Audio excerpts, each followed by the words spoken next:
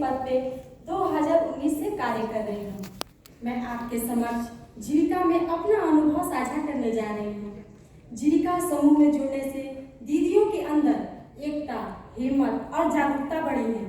दीदी खुद का रोजगार कर रही है, आमदनी भी आ रहा है, बचत भी हो रहा है, परंतु बचत का एक हिस्सा बच्चों के होने वाली बीमारियों में, स्वयं की बीमारियों में या परिवार के किसी न किसी सदस्य की बीमारियों में खर्च हो जा रहा है।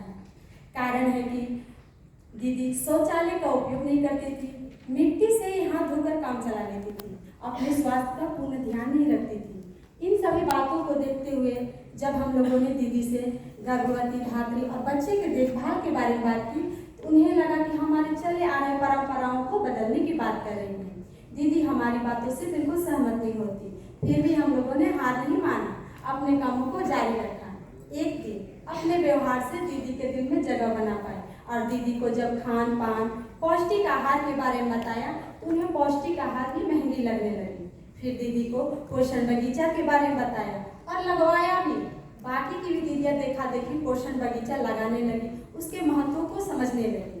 धीरे धीरे गर्भवती को संस्थागत प्रसव के लिए प्रेरित किया, प्रसव पूर्व 4 जांच के बारे में बताया और गर्भावस्था के दौरान पौष्टिक आहार के साथ साथ दिन में एक अतिरिक्त आहार लेने के लिए प्रेरित किया। अब हमारे ग्राम संगठन के बैठक में आशा एवं दीदी को भी आमंत्रित करते हैं, जो कभी कभी आती हैं तो छूटे हुए परिवारों को जोड़ने का कार्य करती हैं और स्वास्थ्य, पोषण, स्वच्छता के बारे में सुझाव देती हैं। हमारे ग्राम संगठन में FDDC अभियान मनाया जाता है, जिसमें 10 खास समूहों को सजाकर एक खास समूह के महत्वों के बारे में बताया जाता है। इसमें हमारी सहयोगी दीदी होती है स्वास्थ्य समिति दीदी, कम्युनिटी मोबिलाइजर दीदी और CNR की दीदी। धात्री महिलाएं भी अपने खान पान व्यवहार में परिवर्तन लाने लगी, बच्चे को समय समय पर टीकाकरण करवाने लगी। अब हमारे ग्राम संगठन में अब जितने भी नवजात शिशु का जन्म होता है तो तुरंत माँ का स्तनपान शुरू करवा दिया जाता है 6 माह तक, और जब 6 माह पूरा हो जाता है तो बच्चे को माँ अपने आंगनबाड़ी सेंटर पर ले जाती है, जहाँ सेविका दीदी अन्नप्राशन कराती हैं।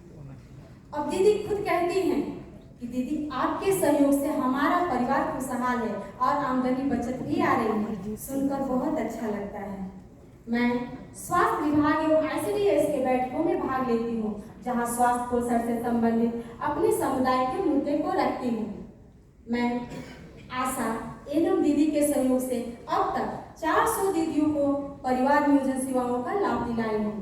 गैर संचार रोगों के रोकथाम के तहत समूह में 30 वर्ष से ऊपर की उम्र वाले एवं उनके परिवार वालों को स्वास्थ्य केंद्र पर ले जाकर जांच करवाती हूँ, जैसे रक्तचाप, मधुमेह आदि की जांच होती है।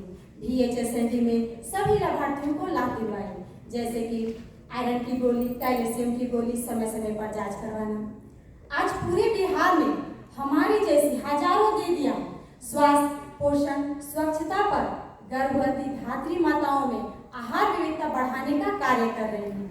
आज उसी का परिणाम है कि हमारी धात्री और गर्भवती माताओं में आहार विविधता बढ़कर 35% से 47% हो गई है और 6 से 23 माह के बच्चे में 23% से बढ़कर 53% हो गई है।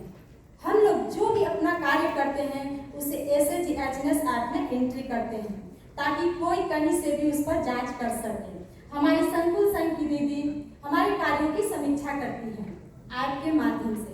हमारी यह सोच है कि आने वाले समय में संकुल संघ की सभी लाभार्थी गर्भवती का प्रसव संस्थागत हो और नवजात शिशु का जन्म हो तो 3 kg से कम न हो। धन्यवाद।